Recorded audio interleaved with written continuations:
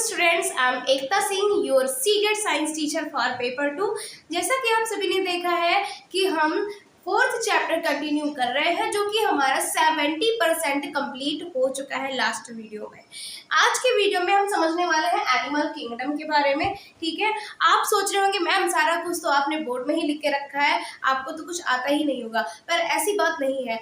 आपने इसके पहले वाले या कुछ वीडियोस में देखा होगा, और अगर नहीं भी देखा है सीटेट में तो आप मेरे 9th क्लास वाली वीडियोस देख लीजिए। मैंने फुल्ली विदाउट रिटन मैंने एक्सप्लेन किया है, ठीक है, और वो भी लिख करके एक्सप्लेन किया है। लेकिन अगर मैं यहाँ पर लिख करके एक्सप्लेन करती हूँ तो बहुत ज़्यादा टाइम टेकिंग हो जाता है, जिसकी वजह से हमारा कंटेंट टाइम पर प्रिपेयर नहीं हो पाएगा। और हम सभी को पता है कि 7 जुलाई को हमारा एग्जाम है, ठीक है, तो हमें टाइम पर अपना सिलेबस कंप्लीट करना है। इसलिए मैंने एज प्रेजेंटेशन आपको रिप्रेजेंट करने के लिए मैंने ये कंटेंट यहाँ पर लिखा है, ठीक है। और अब हम इसे अच्छे से एक्सप्लेनिंग के थ्रू बाइलिंगुअली इंग्लिश और हिंदी में समझने वाले हैं, ठीक है। तो मेरे साथ वीडियो के अंत तक बने रहिए।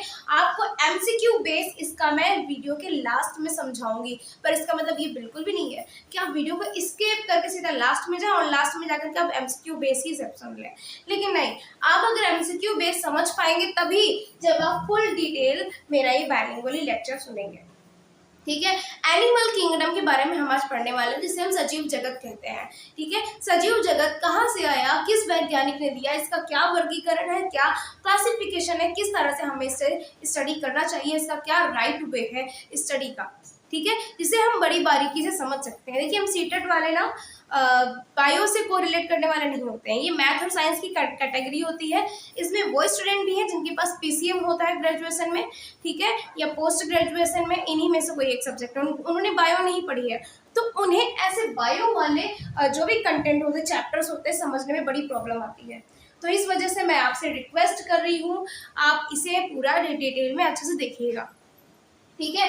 एनिमल किंगडम का फर्स्ट पॉइंट है all members are heterotrophic multicellular, ठीक है। आपको अगर नोट्स चाहिए तो आप इसका स्क्रीनशॉट कैप्चर कर लीजिएगा, आप इसे इजीली स्टडी कर सकते हैं, ठीक है। हेटेरोट्रॉफिक का मीनिंग होता है हिंदी में विषम पोषी, विषम पोषी, यानी कि ऐसे जीव जो अपने भोजन के लिए किसी दूसरे जीव पर आश्रित रहते हैं, ठीक है। हेटेरोट्रॉफिक की कैटेगरी में ऐसे ऑर्गेनिजम्स आते हैं जो अपनी फीडिंग के लिए किसी अदर एनिमल या ऑर्गेनिज्म पर डिपेंड रहते हैं, ठीक है। फिर क्या बोल रहे हैं, ऑल मेंबर्स, यानी कि एनिमल किंगडम के जितने मेंबर्स हैं, सदस्य हैं, जितने भी जीव हैं, वो सभी कैसे होते हैं, विषमपोषी हेटेरोट्रॉफिक होते हैं। दूसरी चीज कैसे होते हैं, मल्टी सेलुलर होते हैं। मल्टी सेलुलर मीन्स की कैसे, बहुकोशिकीय। मल्टी सेलुलर मीन्स बहुकोशिकीय, ठीक है। आई होप इतना आपको क्लियर हुआ होगा। चलिए अब आगे हम नेक्स्ट पॉइंट की बात करते हैं। हमने फर्स्ट पॉइंट इसका क्लियर कर लिया है। नेक्स्ट पॉइंट है cell wall is not present. जो सेल वॉल होती है, ठीक है, सेल वॉल को हम हिंदी में क्या कहते हैं, मैंने लास्ट वीडियो में आपको बताया होगा और बताया है, ये मुझे क्लियर है कि मैं जब पढ़ाती हूँ तो मैं बाइलिंगुअली पढ़ाती हूँ, तो मैंने जरूर ही बताया होगा। कोशिका भित्ति कहते हैं इसे, is not present. Present means उपस्थित, ये उपस्थित नहीं होती है, या हम अदर वर्ड्स में कहें तो ये एब्सेंट होती है। किसमें, एनिमल किंगडम में। मीन्स कि सजीव जगत के सभी प्राणियों में जो कोशिका भित्ति होती है वो टोटली अनुपस्थित होती है, ठीक है। मीन्स कि हमारी जो सेल वॉल है वो एनिमल किंगडम के सारे ऑर्गेनिजम्स में एब्सेंट होती है। सेल वॉल जो कोशिका भित्ति है, ये स्पेसिफिक फीचर है किसका, प्लांट सेल का। तो ये पाई जाती है किसमें, प्लांट सेल में या प्लांट किंगडम के ऑल ऑर्गेनिज्म में पाई जाएगी, ठीक है। चलिए हमारा सेकेंड पॉइंट क्लियर हुआ। अब कह रहे हैं detailed complete classification of animal kingdom was given by Storer and Usinger. इन्हें स्टार कर लीजिएगा। इन 1975 डबल स्टार, ठीक है। जो एनिमल किंगडम है इसका जो क्लासिफिकेशन है, क्लासिफिकेशन को हम हिंदी में कहते हैं वर्गीकरण, ठीक है। इसका जो क्लासिफिकेशन है या ये इसका जो वर्गीकरण है, ठीक है, कंप्लीट डिटेल, यानी कि पूरी तरह से डिटेल मीन्स कि उसका वर्णन किया गया है। ठीक है, किसने किया है? वॉज गिवन बाई, ठीक है, किसके द्वारा? स्टोरर एंड यूसिंजर के द्वारा। स्टोरर एंड यूसिंजर के द्वारा। स्टोरर, ठीक है, और यूसिंजर, ठीक है। ये साइंटिस्ट नेम जितने भी आते हैं, फिलहाल ये बायोलॉजिस्ट है, ठीक है, ये बहुत ही इंपॉर्टेंट होते हैं जो कि हमारे क्वेश्चन पेपर में जरूर आते हैं। ठीक है, अभी मैं बताऊंगी लास्ट में कि एमसीक्यू बेस्ड जो हमारा है ना पार्ट, उसमें यही बताऊंगी कैसे एमसीक्यू यहाँ से उठ के आते हैं। ठीक है, और इन्होंने ये क्लासिफिकेशन दिया, कब दिया? 1975 को, 1975 में। ठीक है, आगे की बात करते हैं। ये पॉइंट हमारा क्लियर हो गया। नेक्स्ट पॉइंट की बात करें, except the chordata. Except the chordata means कि कॉर्डेटा को छोड़कर, इसके अतिरिक्त ऑल एनिमल्स इन इनवर्टिब्रेट्स और नॉन कॉर्डेटा, यानी कि कॉर्डेटा नाम का जो एक फाइलम है, उसमें क्या है? उसमें ऐसे प्राणी, एनिमल किंगडम के कॉर्डेटा फाइलम में ऐसे प्राणी रखे जाते हैं जिनकी बॉडी में स्पाइन प्रेजेंट होती है, रीढ़ की हड्डी होती है। ठीक है, रीढ़ की हड्डी वाले प्राणियों को एक अलग संघ में रखा गया है जिसे हम कॉर्डेटा के नाम से जानते हैं, और इसे हिंदी में भी कॉर्डेटा ही कहते हैं। कॉर्डेटा में कैसे प्राणी होते हैं? कॉर्डेटा में स्पाइन वाले प्राणी होते हैं, रीढ़ की हड्डी वाले होते हैं, रीढ़ की हड्डी वाले होते हैं, जिसे हम क्या कहते हैं? स्पाइन कहते हैं इसे हम इंग्लिश में। ठीक है, ये पी है, स्पाइन कहते हैं इंग्लिश में। ठीक है, दूसरी चीज है, अब क्या बात करें? इनवर्टिब्रेट्स। इनवर्टिब्रेट्स की कैटेगरी में उनको रखा जाता है जिनमें क्या? रीढ़ की हड्डी नहीं होती है। कॉर्डेट्स में रीढ़ की हड्डी कॉर्डेट्स में क्या होती है? प्रेजेंट होती है। लेकिन इनवर्टिब्रेट, देखिए, स्पाइन को बायोलॉजिकली, ठीक है, वर्टिब्रा कहते हैं। ठीक है, जिसकी स्पेलिंग होती है, कहानी को स्पेस नहीं बोल देनी हो, VERTEBRAE, वर्टिब्री। ठीक है, ये उसको हम बोलते हैं। तो उसी के नेम के बेसिस पे, ठीक है, इसको वर्टिब्रेट, कॉर्डेटा है, इसको वर्टिब्रेट कहा जाता है। यानी कि वर्टिब्रेटा जो फाइलम है, जो कॉर्डेटा है, उसमें वो एनिमल्स है जिनमें रीढ़ की हड्डी प्रेजेंट होती है। एंड और जो इनवर्टिब्रेट है, इन जो टर्म है ये निगेटिव टर्म है, ये बताता है अब्सेंस। ये क्या बताता है? ये बताता है अब्सेंस। किसकी अब्सेंस? स्पाइन की, वर्टिब्रे की। ठीक है, इतना आपको क्लियर हुआ होगा। तो जिनमें स्पाइन प्रेजेंट नहीं होती है, ठीक है, उन एनिमल्स को इनवर्टिब्रेट्स की कैटेगरी में रखा जाता है, और उस कैटेगरी को हम इनवर्टिब्रेट्स भी कहते हैं और नॉन कॉर्डेटा भी कहते हैं। ठीक है, समझ में आया? Chordata, non Chordata. कॉर्डेटा में कौन है? जिनमें वर्टिब्री प्रेजेंट है, यानी कि स्पाइन प्रेजेंट है, और नॉन कॉर्डेटा कौन है? जिसमें वर्टिब्री या स्पाइन प्रेजेंट नहीं है। आइए नेक्स्ट पॉइंट की बात करते हैं। टाइम हमारे पास बहुत ही कम है, सिलेबस हमें टाइम पर कंप्लीट भी करना है। ठीक है, क्लासिफिकेशन ऑफ एनिमल किंगडम, सजीव जगत का वर्गीकरण। ठीक है, सजीव जगत के वर्गीकरण की बात करें तो ये पी का मतलब है फाइलम। इस पी का मतलब है फाइलम, मैंने सभी में शॉर्ट में लिखा हुआ है, आप समझ जाइए। ये फाइलम है, फाइलम को हिंदी में हम कहते हैं संघ। सभी संघों के नाम मैंने यहाँ इंग्लिश में लिखे हैं, हिंदी में नहीं लिखे हैं, क्योंकि इनके नाम इंग्लिश और हिंदी में एक ही रहते हैं।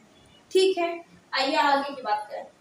पहला फाइलम आता है पोरीफेरा। पोरीफेरा में कौन से ऑर्गेनिजम्स हैं? स्पंज है, साइकन है। ठीक है, इनकी बॉडी कैसी होती है?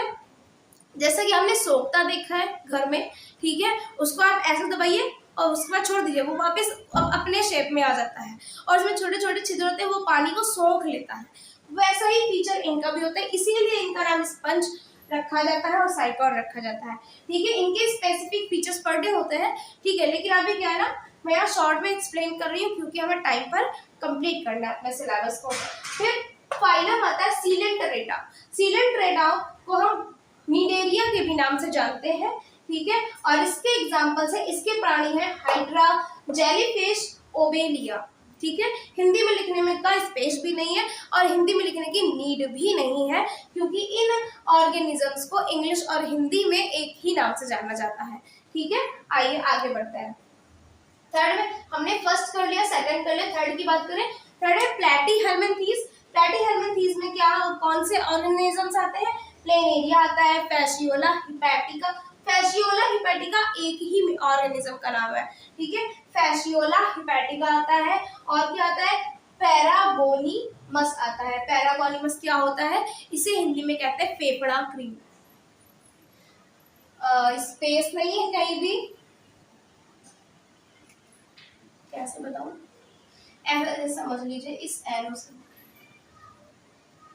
फेफड़ा क्रीमी कहते हैं इसको। ठीक है, ये कंटेंट अलग है। आइए नेक्स्ट पॉइंट की बात करें।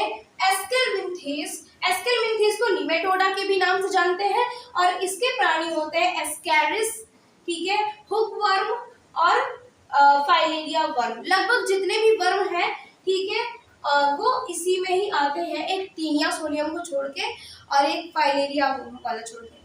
ठीक है, एनिलिडा की हम बात करते हैं, ये भी कर लिया, ये भी हमने कर लिया। फाइलम एनिलिडा में कौन आता है? अर्थवर्म आता है, ठीक है, और नेरिस आता है। अर्थवर्म कहते हैं हम केंचुए, केंचुआ। ठीक है, ये एरो सी में मिक्स हो गया है, देखिए कंटेंट कंप्लीट करने के चक्कर में काफी कंजेस्टेड हो गया मेरा कोड। और आप इसे जूम करके जरूर देख लीजिएगा, स्क्रीनशॉट ले लीजिएगा, उसे आप जूम करके अच्छे से देख लीजिएगा। फिर भी अगर कोई डाउट रह जाए तो कमेंट सेक्शन में कमेंट करके मुझसे आप पूछ सकते हैं, या फिर डिस्क्रिप्शन बॉक्स में मेरा कॉन्टैक्ट लिंक सारा कुछ उसमें दिया हुआ है। डाउट सॉल्विंग वाला व्हाट्सएप ग्रुप लिंक आपको दिया है, टेलीग्राम के ग्रुप का भी लिंक आपको दिया हुआ है, आप वहां से मेरे से ज्वाइन हो सकते हैं। मेरा इंस्टाग्राम आईडी का भी लिंक है और मेरा फेसबुक आईडी का भी ग्रुप का भी लिंक है, तो आपको जहां से सूटेबल लगे वहां से आप मुझसे कनेक्ट होकर के अपना डाउट सॉल्व कर सकते हैं। आइए हम आगे फर्दर कंटेंट पे चलते हैं। नेक्स्ट है हमारा आर्थ्रोपोडा। आर्थ्रोपोडा का मैंने एग्जांपल इसलिए नहीं लिखा है, आप ये समझ लीजिए A to Z जितने भी इंसेक्ट्स हैं, कीट है, ठीक है, मच्छर, मक्खी, मकड़ी, ठीक है, छिपकली और जितने भी हैं, ठीक है, ये सारे ही इंसेक्ट्स आर्थ्रोपोडा में रखे जाते हैं। मैं आप छोटा सा लिख दे रही हूं, ऑल इंसेक्ट्स। ठीक है, आर्थ्रोपोडा में सारे इंसेक्ट्स ही रहते हैं। कॉकरोच हो गया, ये भी रहता है, ठीक है, इसी में ही है। फिर मोलस्का की बात करें, आर्थ्रोपोडा नाम आ जाए तुरंत समझ जाइए सारे इंसेक्ट्स बस इसी में ही भरे हुए हैं। ठीक है, नेक्स्ट की हम बात करते हैं मोलस्का की। मोलस्का में सी एनिमल्स आ जाते हैं सारे, जैसे कि पाइला है यानी घोंघा, सीपिया है, ठीक है, इस तरह से करके। और ऑलमोस्ट जो भी जैसे मतलब उस टाइप के ऑर्गेनिज्म जैसे घोंघा, सीपिया है ना, इनके ऊपर एक कवरिंग होती है सॉलिड ठोस टाइप की, है ना। जो ठोस कवरिंग वाले ऑर्गेनिजम्स होते हैं, वो वाले जितने भी सी एनिमल्स हैं कवरिंग वाले, ठीक है, वो मोलस्का में आते हैं। ठीक है, आगे की हम बात करें इकाइनोडर्मेटा। इकाइनोडर्मेटा में स्टारफिश आती है, ठीक है, इसीलिए मैंने यहाँ पे बोला कवरिंग वाले ऑर्गेनिजम्स, वरना आप यहीं पे क्वेश्चन पुट अप करते हैं कि मैम स्टारफिश भी तो मेराइन है, वो भी तो सी वाटर की मतलब एनिमल है, तो ये इसमें क्यों नहीं आई। इसीलिए आपको बता रही हूँ, क्योंकि सी जो स्टारफिश है उसमें कोई सॉलिड कवरिंग नहीं होती है ना। हमारे घरों में आपने देखा होगा हम लोग शंख बजाते हैं, ठीक है, वो जो शंख होता है वो भी हमारा मोलस्का का ही प्राणी होता है। चलिए आगे की हम बात करते हैं इकाइनोडर्मेटा, इसमें स्टारफिश आती है, ठीक है, और फिर हम आगे की हम बात करते हैं हेमिकॉर्डेटा। हेमिकॉर्डेटा को देखिए जितने फाइलम्स नेम है उन सबको हिंदी में वही चीज कहते हैं जो मैंने इंग्लिश में लिखा है, इसीलिए मैं क्लियर प्रोनाउंस कर रही हूँ जिससे आपको सुन करके हिंदी और इंग्लिश दोनों ही लैंग्वेज में प्रॉब्लम ना आए और आप समझ सकें। ठीक है, हेमिकॉर्डेटा, हेमिकॉर्डेटा में क्या आता है? बेलैनोग्लॉसस, बेलैनोग्लॉसस, अच्छे से आप देख लीजिए, BELANOGLOSUS, ये इसकी स्पेलिंग है, बेलैनोग्लॉसस। ठीक है, ये इसका एनिमल और इसका सेकंड देखिए इसके आगे का सेकंड ये है, फिर से बता रही हूँ, हेमिकॉर्डेटा के दो एग्जांपल्स मैंने यहाँ राइट किए हैं, एक बेलेनोग्लोसस और दूसरा सिफेलोडिस्कस। ये डी बना हुआ है बीच में और कंजस्टेड हो गया है, सिफेलोडिस्कस, ठीक है। और फिर अब हम आगे क्या, अगर हम बात करें कॉर्डेटा की, तो कॉर्डेटा में मैंने आपको क्या अभी बताया था यहाँ पर कि ऑल ऑर्गेनिजम्स, ठीक है, वो सारे जीव जिनमें रीढ़ की हड्डी पाई जाती है, जिनमें स्पाइनल कॉर्ड होती है, जिनमें वर्टिब्रा होती है, उन्हें हम कॉर्डेटा या क्या बोलते हैं, हाँ, या वर्टिब्रेटा के फाइलम में रखा जाता है, ठीक है। चलिए ये भी हमने कंप्लीट कर लिया कॉर्डेटा भी। अब हम आगे बात करते हैं, कुछ हमारे एनिमल किंगडम में सुपर क्लासेस दी गई है। इस एस का मतलब है सुपर, ठीक है, सुपर क्लासेस दी गई है। और ये जो सुपर क्लासेस है कौन कौन सी है, एक है पाइसिस, इसे पिसीज कहते हैं, सिर्फ पिसीज, इस पिसीज मत समझिएगा, इस पिसीज तो प्रजाति हो गई, ठीक है, ये पिसीज है। पिसीज का हिंदी में मीनिंग होता है मत्स्य, मत्स्य का मतलब होता है मछली वर्ग।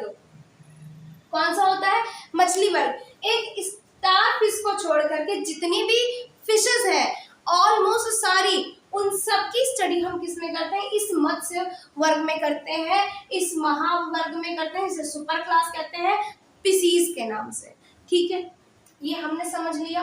नेक्स्ट पॉइंट की बात करें टेट्रापोडा। टेट्रापोडा में क्या क्या हमें पढ़ने को मिलता है, तो टेट्रापोडा में हमें मिलता है एम्फीबियंस। एम्फीबियंस का सबसे उम्दा एग्जांपल है मेढक, फ्रॉग, और फ्रॉग की सारी जातियां, टोड वगैरह, ठीक है, वो एम्फीबियंस होते हैं। एम्फीबियन टर्म का मीनिंग होता है हिंदी में उभयचर। उभयचर का मतलब होता है कि दो प्रकार के गुण रखने वाला एक ऑर्गेनिज्म, एक जीव। जब एक जीव में दो प्रकार के गुण मिलते हैं तो उसे हम उभयचर कहते हैं, या इंग्लिश में बताऊं तो जब एक ही ऑर्गेनिज्म में टू टाइप्स के स्पेसिफिक फीचर्स मिलते हैं तो उसे हम एम्फीबियंस कहते हैं। फ्रॉग में आप जो टू टाइप के फीचर्स हैं वो आपने ये देखा होगा कि वो एक्वेटिक भी है और टेरेस्ट्रियल भी है, मीन्स कि स्थलीय भी है और जलीय भी है, वो पानी में भी सरवाइव कर लेता है और जमीन पर भी रह लेता है। इस गुण की वजह से इसे हम एम्फीबियंस की कैटेगरी में रखते हैं। आइए नेक्स्ट पॉइंट की बात करें रेप्टिलिया। रेप्टिलिया में सारे रेंगने वाले प्राणी आते हैं, जैसे कि सांप है, और सांप की प्रजातियां और भी हैं इनकी, जैसे और भी जो रेंगने वाले हैं वो सारे रेप्टिलिया में आते हैं। इंसेक्ट की बात मत करिएगा, अगर कोई इंसेक्ट रेंगने वाला है तो आप सोचेंगे रेप्टिलिया में आएगा, जी नहीं, वो इंसेक्ट है तो वो आर्थ्रोपोडा में जाएगा, ठीक है। फिर रेप्टिलिया के बाद में आते हैं बर्ड्स। बर्ड्स यानी पक्षी, चिड़िया, इनके बारे में अब क्या ही कहें, ठीक है, तो अपने नाम को ही बता रहा चीख चीख कि हम क्या हैं, ठीक है। लास्ट हमारा आ जाता है मैमल्स। मैमल्स को हम हिंदी में कहते हैं स्तनधारी। मैमल्स को हम हिंदी में कहते हैं